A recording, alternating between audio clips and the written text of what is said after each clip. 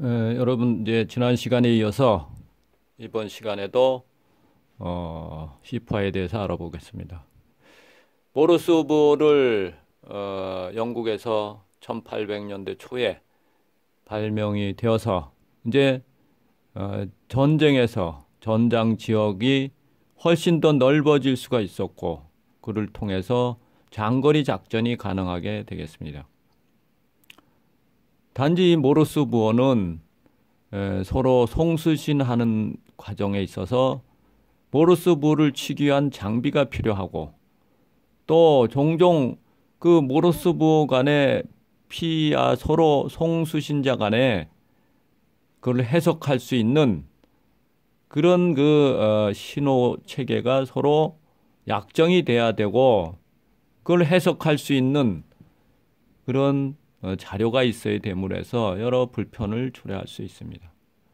그러던 중에 1876년에 알렉산더 그레햄 벨이 이제 유선 전화기를 발명하게 됩니다. 그래서 음성 통신에 이제 그 획기적인 발명의 첫 단추를 낍니다. 그래서 알렉산더 벨이 음성 통신의 유선 전화기를 발명합니다. 그래서 이 유선 전화기는 송수신을 동시에 할 수 있다. 쌍방이 서로. 모르스 부호는 한쪽에서 모르스 부호를 치면 그걸 받은 사람이 해석해서 일정한 시간 후에 또 다시 그것에 대해서 앤서나 리액션을 해야 되는 것. 즉 송수신자 간의 실시간 서로 공유 소통이 제한된다는 겁니다. 그렇지만 유선 통신은 그런 동시에 송수신이 가능한 이런 이제 장비가 등장하게 됩니다. 특히 이 알렉산더 그레햄 벨은 처음에 청력이 약한 그런 사람을 대상으로 해서 보청기를 개발한 과정에서 이제 그 유선 통신을 발명을 했다고 합니다. 그래서 이탈리아의 안토니오 무치라는 사람은 자석식 전화기의 아이디어를 내서 이제 통화를 할 수 있는 유선 통신기를 발명합니다. 즉 나의 음성을 신호화해서 상대 지역에 보내면 또 상대의 음성도 신호 오고 가는 과정에 어떤 전력이 필요하므로 이때 전력을 자석식 전화기, 즉 자석을 돌려서 전력을 발전시켜서 그런 기능들을 수행하도록 했다는 겁니다. 그래서 벨은 볼타상을 수상하고 거기서 그걸 기금을 마련해서 볼타 연구소를 설립하게 됩니다. 그를 통해서 이제 유선 통신이 군에도 들어와서 군 작전에 활용되게 됩니다.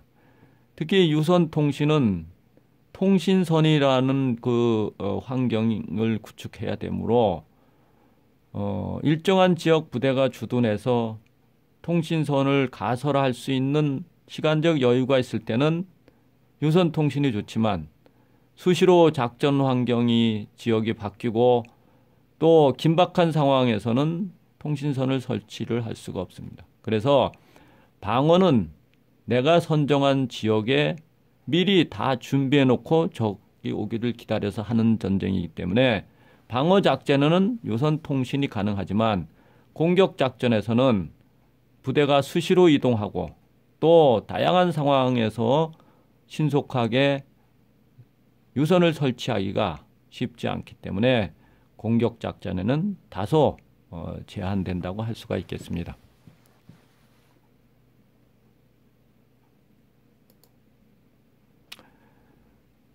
조금 더 발전해서 이제 무선 통신의 전신기가 등장하게 됩니다. 그래서 1871년에 영국의 맥스웰이 이런 무선 통신의 이론을 만들어서 무선 통신의 가능성을 제공합니다.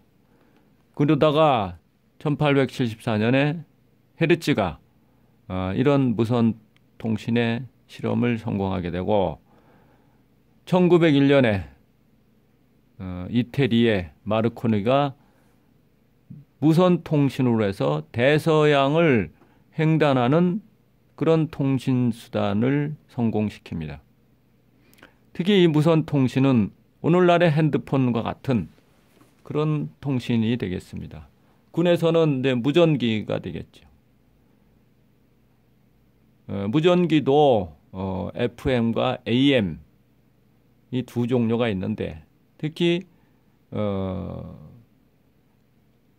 FM은 프리퀀시 모듈레이션에서 어떤 가시선상에서의 통화가 가능한 그런 장비가 되겠습니다.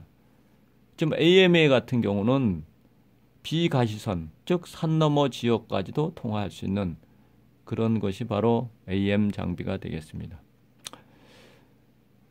전쟁에서 이 무선 통신은 1차 세계대전 시에는 주로 모르스 부호를 사용해서 전령의 수단으로 썼습니다.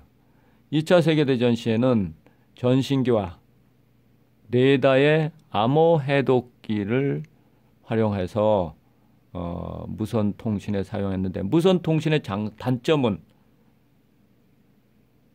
해독 도청을 해서 적에게 그런 주고받는 내용들이 다 도청될 수 있다는 겁니다. 특히 태평양전에서 미드웨이 해전에서 미국이 일본한테 이길 수 있었던 것은 일본이 통신했던 무선 통신 내용을 해독해서 일본의 항공모함이 움직이는 방향을 미리 알고서 거기에 대비했기 때문에 미드웨이 해전에서 승리할 수 있었던 겁니다. 오늘날에도 우리가 전화라든가 이거 대부분이 다 무선 통신을 사용합니다. 과거에는 집에 하나의 전화기가 있어서 전화기를 통해서 전화를 했지만 오늘날에는 유선보다는 무선 핸드폰을 모두 사용하는 그런 추세에 있습니다. 뭐 핸드폰이나 또 유선 통신 서로 장단점은 있지만 우리 인간의 사용하기에 편리한 것은 역시 무선 통신입니다. 유선 통신의 장점이 있는 반면 또 무선 통신의 장점도 있을 수 있습니다. 특히 어떤 그 다양한 상황으로 전쟁이 진행되고 또 급박한 상황에서는 통신선을 가설하는 데 제한이 되는 그런 상황에서는 무선 통신이 어떤 효율성을 높일 수 있고 전쟁의 즉흥성, 실시간 내 어떤 정보를 공유할 수 있지만 도청이 되거나 또 어떤 전파의 교란 상태, 적의 전파 방해 이런 것들로 인해서 소통이 제한될 수도 있습니다. 특히 2차 세계대전 전격전은 이런 무선 통신이 가능했기 때문에 전차와 무전기 또 항공기가 서로 연결이 되어서 전격전을 완성할 수 있는 그런 커뮤니케이션의 어떤 인프라가 가능했던 겁니다. 이제 레이더 이런 것들은 주로 레이더 기술이 영국에서 발전하게 됐는데 2차 세계전 때 독일의 히틀러는 이제 영국이 다시 유럽 전역에 참전하지 못하도록 런던 공습을 하게 됩니다. 런던 도시 공격을 할 때 처칠은 유럽 본토 독일에서 베를린에서 떤 그런 항공기를 일찍이 탐지해서 방공 무기 체계에 대응을 하고 또 민병대를 조직해서 사전에 준비할 수 있도록 하는 미리 탐지하기 위한 레이더 기술을 발전시키게 됩니다. 오늘날에는 해상작전을 수행하는 해군 함정에도 또 공군이 적 항공기를 탐지하고 이에 대한 대응하기 위한 그런 방공 체계나 또 이런 데도 다 방공 레이더를 운영합니다. 또 전체 항공 작전을 지휘하는데 또 레이더망을 가동해서 운영하게 되겠습니다. 이런 무선 통신이 발전되면서 암호 해독 그야말로 통화 내용이 도청을 하는 그런 데는 이 무선 통신이 상당히 취약한 그런 부분이 되겠습니다. 그래서 2차 세계대전 내내 영국, 미국 측의 그런 도청 능력이 독일과 일본을 압도해서 전쟁을 승리로 마감할 수 있었던 겁니다.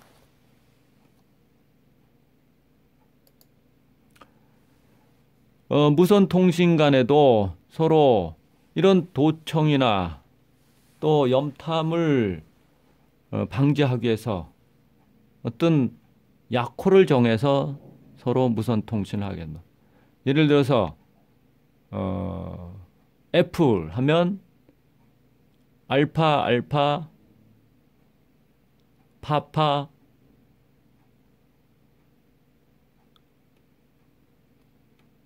로미오, 리마, 오스카 이렇게 그 약호에 따라서 서로 무선 통신을 하는 적이 도청했을 때 그거를 좀 방지하고자 하는 그런 게 바로 약호가 되겠습니다.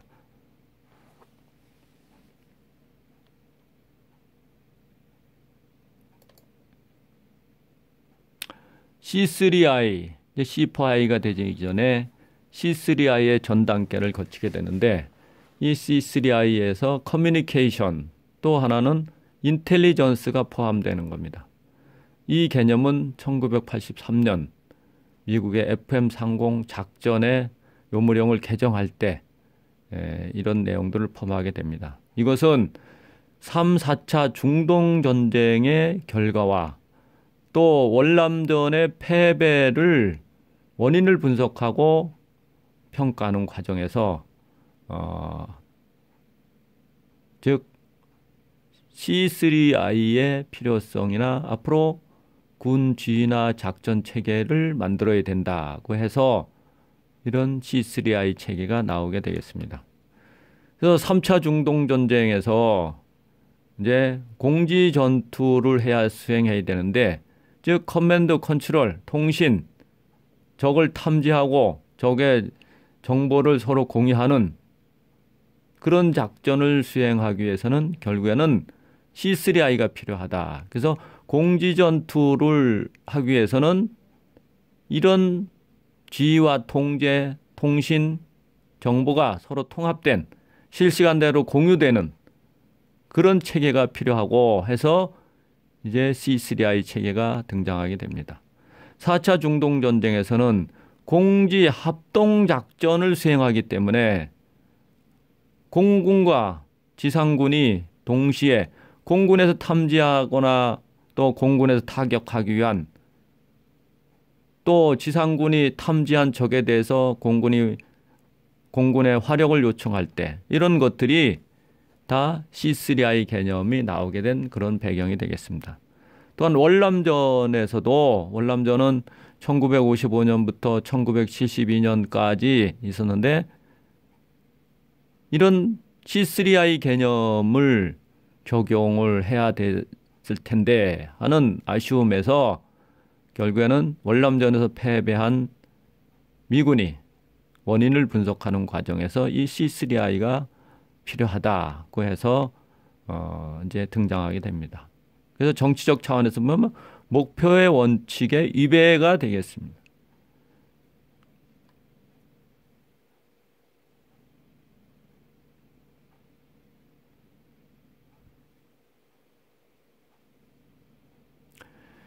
그리고 이제 에어랜드 배틀 공지전투 개념이 도입되게 되는데 이것은 소련의 OMG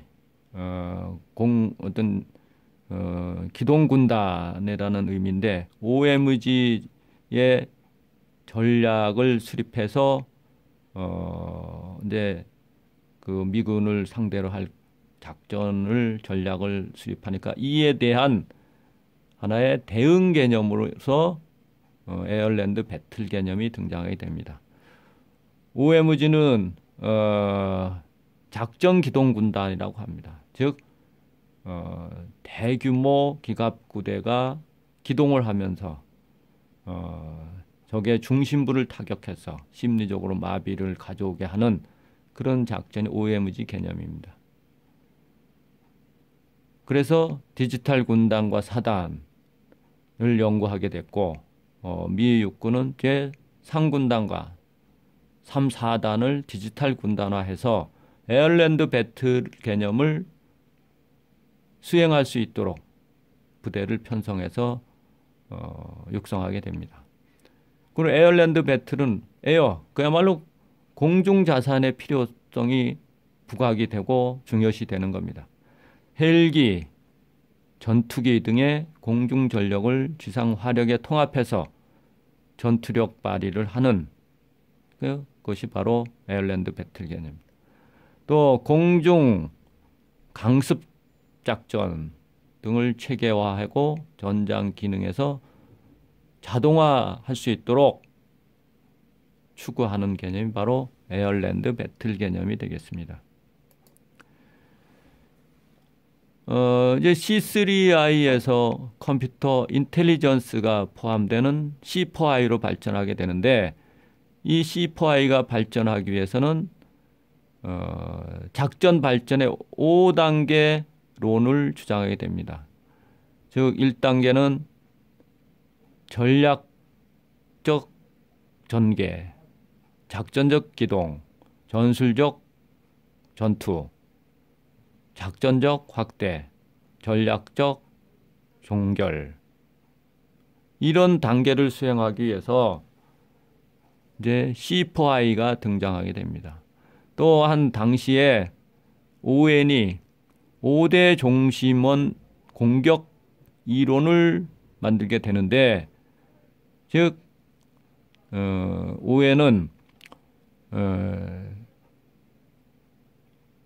5대 종심 이론, 즉 가장 코어 부분은 적의 지도부에 해당되는 겁니다.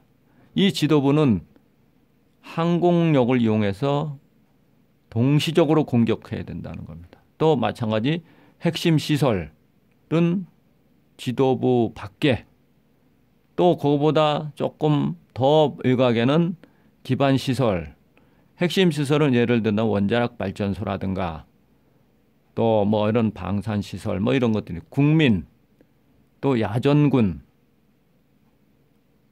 존 와드는 이런 것들을 동시에 공군력을 이용해서 공격을 하고 특히 핵심에 해당되는 지도부에 대해서는 즉각적으로 공세를 취해서 말살함으로 해서 전쟁을 조기에 종결시켜야 된다는 이론이 되겠습니다.